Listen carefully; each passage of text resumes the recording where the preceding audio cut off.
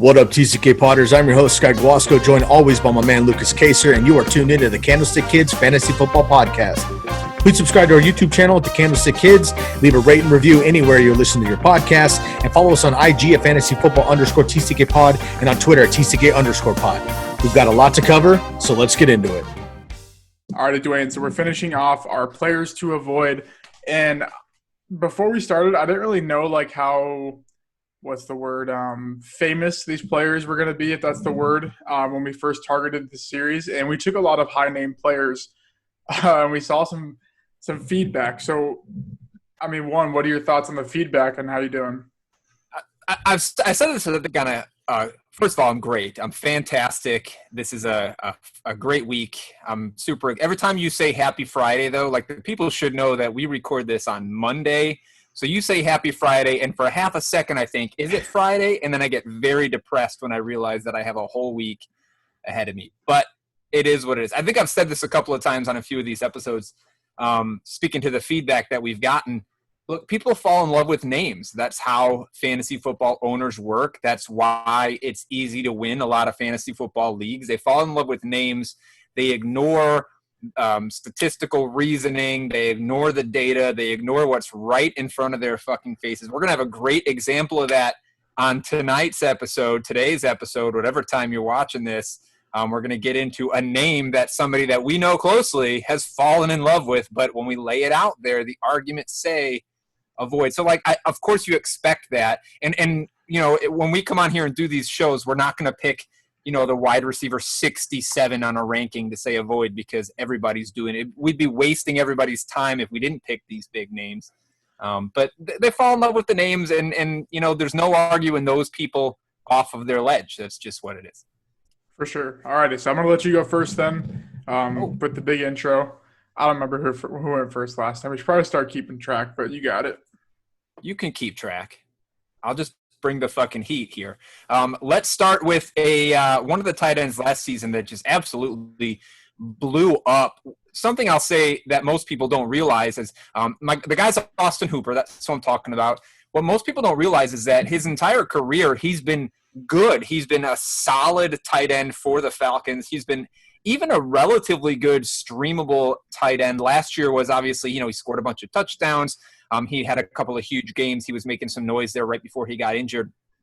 But it wasn't exactly an out-of-nowhere breakout for Austin Hooper last season. Good for him, great for the kid. He went and got his ass paid in Cleveland. And at that moment when he got moved to Cleveland is when you should have just cut him out of your life and fantasy football vocabulary altogether. I am done with him. I'm off of him, and nobody should be drafting him. Right now, he is being taken between the tight end 9 and the tight end 12, depending on where you look. The 12 is getting a little closer to where I have him. I think I have him ranked 16 or 17 in my projections. By the way, you can see all of my yard for yard, catch for catch, play for play projections on those draft guides. Go check them out.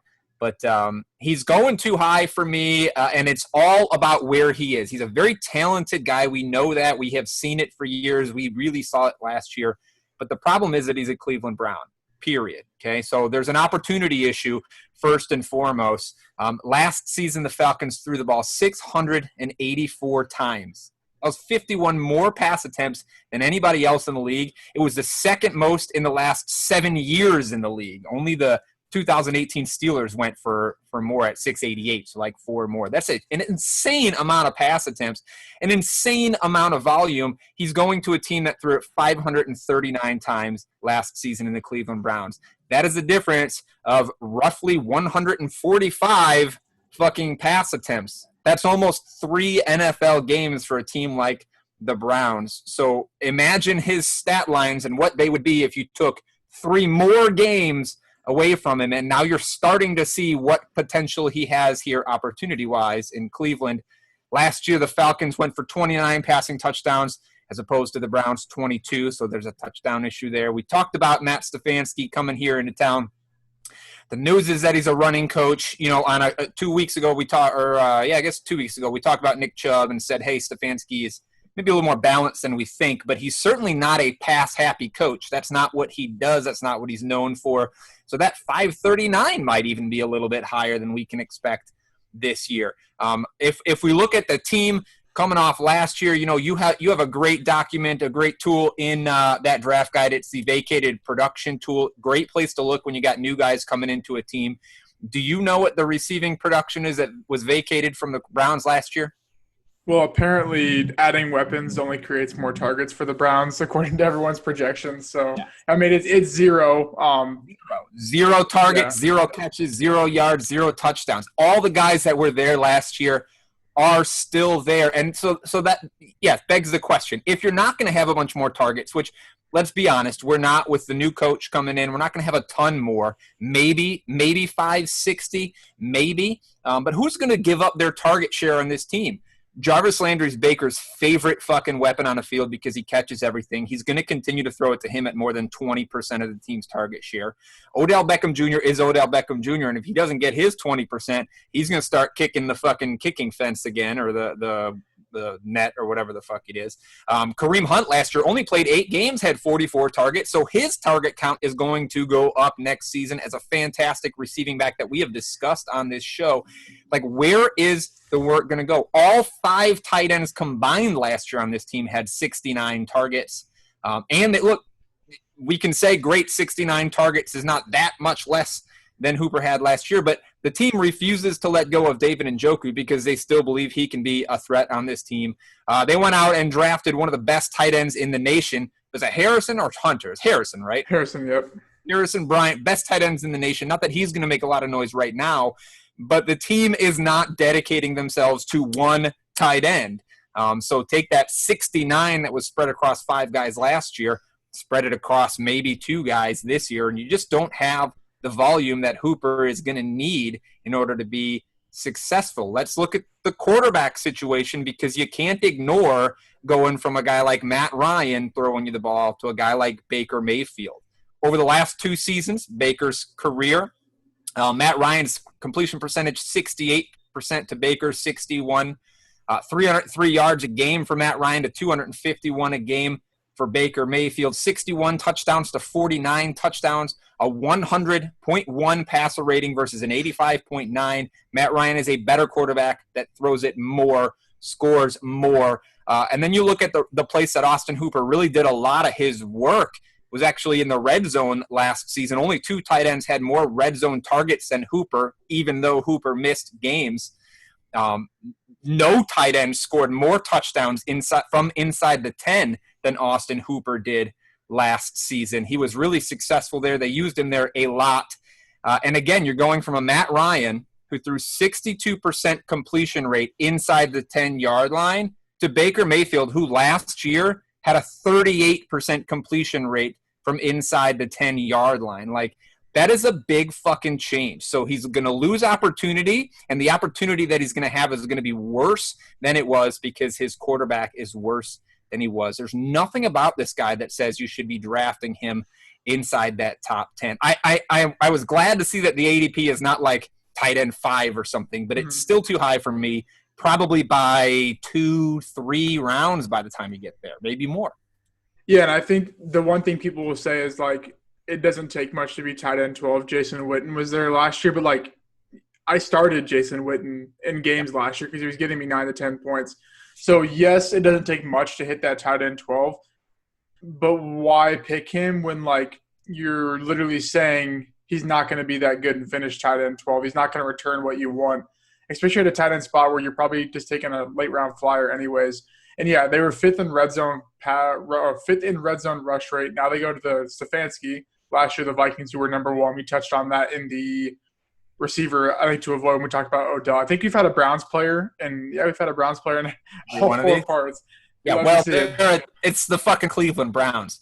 I'll say about Hooper, like, in a perfect world, he's a streamer, right? Like, maybe if you've got a deep roster and you're drafting 3 tight ends, you want him on the team that you can stream him. But he's not somebody in a single tight end league, even a tight end premium league, that I think should be rostered on a 12-team league. Like, he's somebody that should be picked up and dropped over the course of the season because he'll have huge weeks. Like, he's good enough that he'll have 2 touchdown weeks. There just won't be very many of them this season.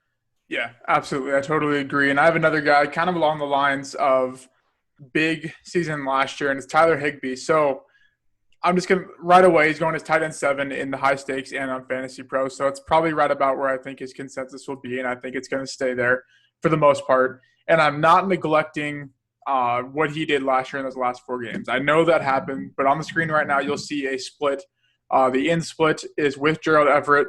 The out split is obviously without Gerald Everett. On the far right is the plus minus, so it'd be in minus out or in plus / minus out. But obviously these are all minus, so they're red, and it's bad. Like it's the thing when it comes to splits like this, and this is the Miami Dolphins receivers, the same thing. You can make a case for either side that he was virtually worthless when Everett was on the field, but then he was the best tight end in the league whenever it was off the field. Yes, I see both sides. He could definitely repeat it again. But if you're projecting him anywhere close to 9 to 11 targets per game, that would lead the tight ends in targets he'd be number 1 for the last 7 years. That's not happening. Tyler Higbee's not leading the tight end market, the tight ends in the NFL in targets. Just stop. And the splits on this are just way too drastic. So obviously he had 70 more receiving yards without Everett. Yeah. That doesn't happen if you're an overall good player all the time commanding a target share. 5 more receptions, that's clearly just Everett's gone. 6.5, almost 7 more targets, the same thing. Cooks was gone, Everett was gone, and they were always losing. It was a good chunk of schedule to where they were just losing, and he kind of hit it at the right time. And then the DraftKings and FanDuel, I don't know off the top of my head, but I'm pretty sure that's pretty close to just normal fantasy points. 16 difference on DraftKings and 12.19 difference on FanDuel. I'm not for sure which one's the legit one, but still, it was drastic. So when it comes to this situation, the only thing I can think is don't take him because what you think you might be getting is not feasible for a whole season, especially when he's the probably third at best target on this Rams offense, which is still valuable because they're going to throw the ball a lot. They're going to be in a lot of negative game scripts. But who's to say he's a starting tight end? If you go and search Tyler Higbee on your Google, I'm sure the Roto World will pop up first. No reports. If you go search Gerald Everett, you'll go to a bunch of different articles about how McVay says he's going to use him a lot more this year. He's excited. He didn't use his skill set to the full potential last year, and it makes sense. Everett was the guy that'd be the receiving tight end where Higbee was going to be the blocker. It just so happened that it worked out at the end of the year last year. So really when it comes down to it, why take a tight end 7 that – the way I look at it, is that he was a tight end 1 those last 4 weeks last year. There's a reason he's fall down to tight end 7, right? It's because there is Gerald Everett. So he should be going lower because people are projecting that number 1 tight end obviously not, but they're projecting a top 5 tight end. Then why is he not going in the top 5 tight end for everyone? He's obviously going lower because there's concerns. And I think there was another stat too that I saw. It was a tweet, so I don't know how legit it is. Prior to last season, he played 52 games or started 52 games or took a snap in 52 games.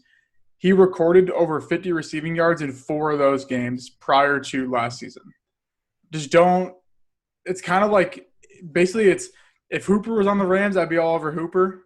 But Higbee just doesn't have the talent or he's just not that good of a tight end that you don't want to draft this high. And I think he's going – I mean, I've seen him go as the tight end 5, 6. I'm sure he'll rise up, stuff like that. And I don't have an answer for the game splits because there is no answer. So that's basically my point is just fade the game split when it's that big in general. I mean, that can go for a lot of different players as well. So just fade Higbee, take Everett, or just take a better tight end earlier or a little bit later.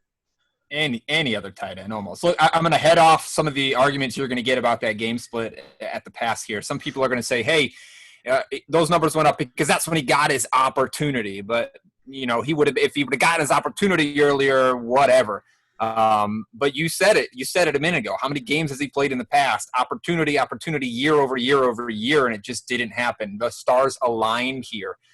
And Gerald Everett absolutely paved the way by carving out a position that was of importance to this offense. So when Higbee steps in, he's really stepping into the role that Gerald Everett built. Now, Gerald Everett, 26 years old, an absolute athletic fucking freak. People are writing him off. I don't know why people are writing him off. He is an insane and legitimate talent. Now, I do expect, obviously, the the game over game stats for Higbee to be somewhere between those two splits next year, right? Like he did earn himself some more looks from his quarterback. He earned his quarterback's trust a little bit. So they'll be somewhere in between there.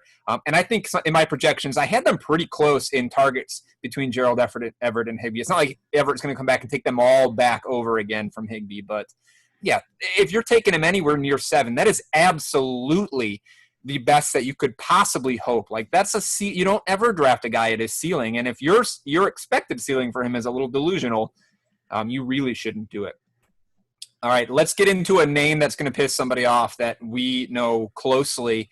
I, in fact, did a show with Tyler, 5 or 6 weeks ago where he was touting the name Mike Gesicki as a must draft in all leagues. He is a Dolphins fan, though, and he falls in love with the fucking names just like everybody else in the league. I'm saying we don't draft Mike Gesicki. Just don't do it. I think he's my tight end 24 or something. He's going between 11 and 15, so a little later than some of these guys, but there's a lot of hype still around Mike Gesicki on all over Twitter, on a lot of draft boards and stuff. People are talking about him like he is primed to break out this season, and I'm just going to tell you that it's not going to happen. He's not going to break out this season. Here's a few reasons. Like, one of the word that I've said, have started every argument about every player that we've done on this whole series, was opportunity. And this is another chance for me to tell you that the opportunity for Mike Gesicki is going to struggle. One of the things that you hear everywhere when you talk about the Miami Dolphins right now is that, hey, Devontae Parker was only Devontae Parker once Preston Williams got hurt and left. I want to tell people this. Devontae Parker and Preston Williams are very different wide receivers. They do very different things. You don't expect the kind of pass that goes to Preston Williams to go to Devontae Parker. On the other hand, Mike Gesicki and Preston Williams run similar distance routes. Their average depth of target, their yards per reception, all much more similar than Preston Williams and Devontae Parker. I'm arguing that Gesicki benefited more than Parker did from Preston Williams being out last season. I've got a split for you. Mike Gesicki with Preston Williams in, Mike Gesicki with Preston Williams out. It's 7 games and 8 games, so it's nice and clean. You look at the PPR points, it's almost double. He scored almost double when Preston Williams was out of the game. You can look at the rest of that there if you'd like. 0 touchdowns in the 7 games that Preston Williams was there. But he's not the only receiver that got hurt on this team that benefited Mike Gesicki. It's, you know what? Anytime you say the name Jakeem Grant in an argument, people laugh. But the bottom line is Jakeem Grant has a similar route tree, average depth of target, yards per catch as both Gesicki and Preston Williams. And he also got hurt and missed 4 games at the end of the season. Here's a split for you for Jakeem Grant and Mike Gesicki. And again, Grant goes out of the game. Mike Gesicki's numbers nearly double. These guys are coming back. They're going to play. A lot of what we saw last year for Gesicki was just the fact that, hey, all of a sudden this team was throwing the ball everywhere, and they were running out of weapons to throw it to. You look at the Philadelphia Eagles, lost all of their receivers, and all of a sudden the tight ends went nuts. People understand that's why Zach Ertz and Dallas Goedert had such boons at the end of the year. I don't know why they don't translate that over here to Mike Gesicki. They absolutely should. It's the same exact situation. A couple other arguments for you. Let's talk efficiency. Okay, forget about the opportunity. Let's talk the talent. How good is Mike Gesicki? Well, first of all, his catch rate last season was 57%. That is 41st among tight ends with at least 25 targets.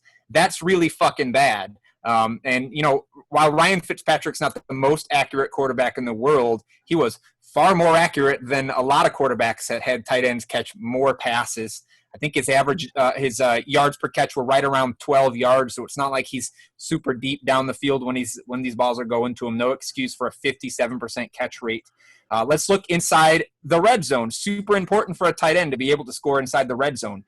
Well, 73 guys in the league had at least 5 targets inside the 10-yard line last year. 73 guys.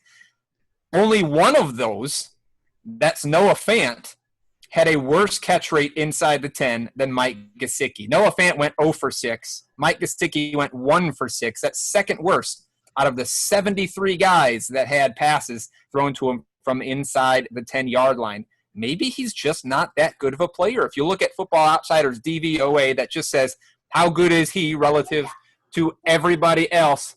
Hang on a second. Go to bed.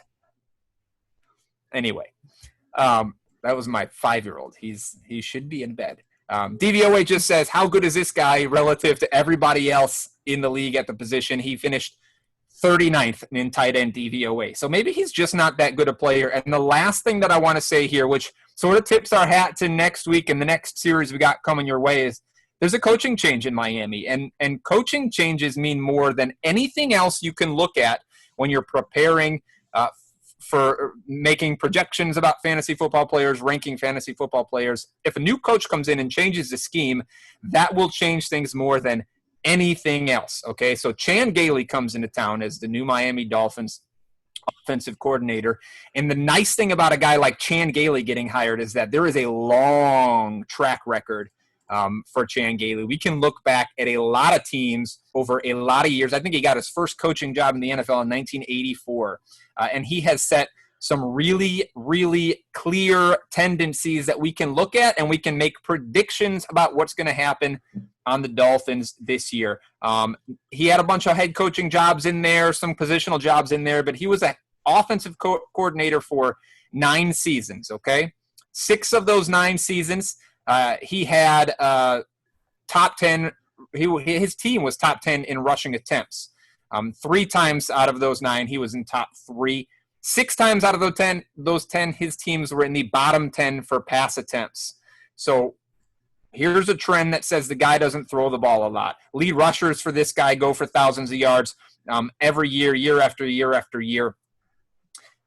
The real interesting thing, though, is that there's only been one tight end that finished anywhere of note, anywhere inside the top 15 for tight ends fantasy purpose-wise. I know 1984, it's tough to kind of go back and look at that, but one time, and that was in his 1-year stint in Kansas City when his tight end was one Tony Gonzalez, right? So was it Chan Gailey or Tony Gonzalez? I'll let you answer that one for yourself. Bottom line is, this is a coach that likes to run a lot of 3 and 4 wide receiver sets, right? He runs the 11 personnel and the 10 personnel. A lot. 10 personnel means 0 tight ends on the field. I think Mike Gesicki's snaps go down. The pass attempts on the team go down. His target share goes down as those 2 wide receivers back. And if he's only catching 50%, 57% of his balls, any knock to his targets is really going to fuck up his stat line. This is a guy that he's like the newest O.J. Howard. He looks like he's an athletic freak, but he's just never going to get it done. Yeah, I think I guess I knew Chan Gailey was not the tight end guru, but I never actually dove into it. I like to pay attention. I know that it's not the greatest situation, but to me, and we'll get into the next guy, it's worse than what we saw with O.J. Howard last year. The track record's worse. Obviously, Gesicki is an athletic freak. He's probably one of the most athletic tight ends. We think Noah Fant's athletic. Gesicki was double him in the combine. He was nasty. He broke every fucking drill. Yeah. Did he jump 41 and a half inches or something? I think he broke the tight end record, not the overall. I think Byron Jones maybe has it or something like that. But I think really what it comes down to is you're getting – I think Preston Williams – no offense to Parker, Preston Williams is the better receiver on the team. So I think it's Preston Williams, Parker, Gesicki. But Jakeem Grant, I know last year, I watched the Dolphins because I had a lot of fantasy players in terms of the receivers that were just good air yard candidates and whatnot. You're getting maybe the 3rd or 4th receiver or receiving option on a bad team. Let's not act like the Dolphins are going to be good this year. Their offense literally didn't change. They added injury-prone Matt Breida and Jordan Howard. That's not going to move the needle on an offense. I get they got Tua, but Tua is probably not going to play. And if he does play, that's probably worse for Gesicki because then they have to redo the whole chemistry thing, especially with no training camp. There's not time for Tua to take first-team reps. So, yeah, I think that's a good one right there too. sort of throw out there so people can pay attention a little bit more than they probably have been in the past. Just as a side note, and I know we're going to talk about this when we get into the Chan Gailey episode during our coaching changes, but like just a real quick side note, I actually think Jordan Howard's set for a really nice year this year just because of the track record of what Gailey's got going on. But we'll get into that later. Give me your last guy. All right, my last guy, like I said, along the same lines is the now apparently the one guy that's going to break Bruce Arians' tight end history and Rob Gronkowski, going at tight end 13 in high stakes and tight end 9 on Fantasy Pros ADP. So he's going right around, I would say he's going in the tier of Austin Hooper, Gesicki, Hayden Hurst, Noah Fant, right around those guys. So guys that, like, if you don't draft one early, he's your starting tight end and maybe a couple flyers here and there. So yes, like I said, Bruce Arians, not the tight end guy. This is what I've literally said every time for Gronk. You remember how O.J. Howard was drafted super high due to vacated production and the whole coaching history thing put him on his ass? Now you have the coaching history thing and no vacated production. Now you have 3 tight ends along with 2 of the best receivers in the league, adding Tyler Johnson, who I think was a top 3 receiver in the class last year, but his apparently attitude catches the football, I guess, and that was why he got drafted super low. Now they have 2, 3 running backs that are going to play in an offense that, I mean, mental math, if they're not throwing the ball as much because they're not going to throw 30 interceptions, the offense is going to be slower paced. It's going to be scoring less points. Could be scoring more points, but if you take away 30 interceptions, you're taking away 20% of your total drives last year because obviously throwing picks and scoring a lot of points means you had to have a combination of more drives over the average that was there last year. So I'm just going to read off Arians' apparently tight end breakable code, I guess we're going to call it, because that's what it seems like this year. Arians' average tight end 1 finish in PPR, tight end 26 in his whole career. He's had 3 guys go in the top 8, and they were all at 8. So, yes, Gronk could do that, cool, but it's not going to happen. Those guys, I don't know who those guys exactly were, but they weren't 3 years out of retirement, 2 years out of retirement with knee brace over their elbow and injury prone as it is. Let's not act like Gronk's injuries aren't there. He's been pegged by a ton of fantasy doctor peoples that he's high-risk injury. Sports Injury Predictor, 78% chance high re-injury risk with a projected 3.5 missed games. Like, it just doesn't add up to anything, like why people would even want to draft him. It makes 0 sense to why people would want to draft him. Like I said, you're getting maybe if you're lucky, the 3rd, 4th option on a team with a slow pace or projected. I mean, they're projected quite a bit of plays. We'll give him that. But it's not going to be a fantasy gold mine outside of the 2 guys and maybe a running back. So I guess really the main thing is Gronk really going to break Bruce Arians' a streak, I guess? I don't know. And people will make the case, like I've heard, he could catch 10 touchdowns and he could finish tight end 9. I know none of you guys are rostering Darren Fells last year when he had like 7 to 8 touchdowns and was a top points per game, probably top 13, 14 tight end last year. So just don't do it. And I know his ADP is going to rise even more just due to name and because people that are like, oh my gosh, Gronk is with Brady again. When he was, I mean, if you remember the last time, 2 or 3 years ago, he was like a first-round pick when he was played with Brady last time. That's when he was still injury-prone. So just don't fall into the trap. Please, I don't even know. Would you take Gesicki or Gronk? You probably take Gronk, I guess, but No, I would probably take Gesicki. A couple of reasons. First of all, you know how many times Gronk has started 16 games? No, 1. His second year, he played 16 games. He's averaged 12 games. He's averaged 12 over his career, but that's because he didn't miss a whole lot in the first bit. The big argument here that I keep hearing, because, you know, I've seen people mention that Arians doesn't do tight ends before, but people always say, but Tom Brady does. Tom Brady loves Gronkowski. Look, 2 points here. 1, last year, I believe the who's going to win the offense, the coach or the quarterback argument was settled when Matt LaFleur came in and made Aaron Rodgers stop throwing touchdown passes. That you know, they butt heads, and who won? It's the guy who fucking calls the shots. And Matt LaFleur was a first-time head coach. If you think Bruce Arians is going to roll over and let Tom Brady tell him how the offense is going to run, you've got another thing coming. If you think Tom Brady wants to go in and tell Bruce Arians how the offense is going to run, you've got another thing coming. He chose to go play for Bruce Arians because he knows that Bruce Arians can put together an offense that can take them into the playoffs. And second, like, Gronkowski was great with Tom Brady is a fine argument to make, except the real argument is that Rob Gronkowski was great with Bill Belichick as his coach. Like it wasn't Brady. It was Belichick that was designing this offense, or not necessarily designing the offense, but he and his coaching staff were the ones designing the offense and the opportunities for Gronkowski. It's not that Tom Brady and Rob Gronkowski have like an ethereal connection. That's just not a thing. So he ain't going to play. I think in my projections I gave him like 9 games, but even 9 games seems generous to a guy who couldn't even sustain a fucking professional wrestling career without getting hurt. So, and I think I don't know. I think people will see this year that when the Patriots keep their pace, they stay a winning team. They probably make the playoffs. They make do with what they have. I think people will realize and maybe get over that narrative of you have to focus on the coach, not the quarterback. We see year in and year out these positional players outside of the quarterback fail because of their coaching.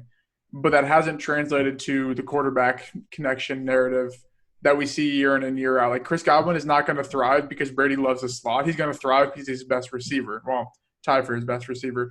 Same thing with Edelman. So I think what we'll see, hear me out, Gronk could go for 15 touchdowns because he could literally go in for one play, catch a touchdown, and then come out. That's easily possible. And yeah, cool. Yeah. You can draft that, but no one can project that. So I think you want to try to predict the games where that's going to happen. Like that's a waste of your goddamn time. Yeah, and let's not mention that this defense is pretty good, so it's not going to be these shootouts that people think. Name one Patriots game last year with the best defense in the league that was a shootout. So I don't know. It's not adding up for Gronk to have a good season at all. None of these guys. Yeah. Hey, you ready for the shot? We got today. This beautiful, beautiful lady. That's Guaycura Licor de Damiana.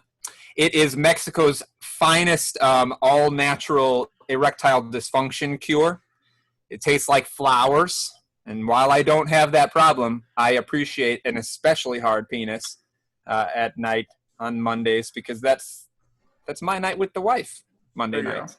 So we're going to take one of these. You're only 19 followers or YouTube subscribers away from finally taking a shot with me. What was our bet? I don't even know what our bet was. 300. All right, go subscribe to the channel. If we can get 19 more, he's finally going to drink some fucking alcohol. He's a college student, and he refuses to drink booze with me on the air. Take a fake shot with me, sir. To the people and to the draft guide being released and ready for your eyes. All right. We got coaching changes the next 1, maybe 2, maybe 3, maybe 4 weeks. So stay tuned for those, and we'll see you guys next time.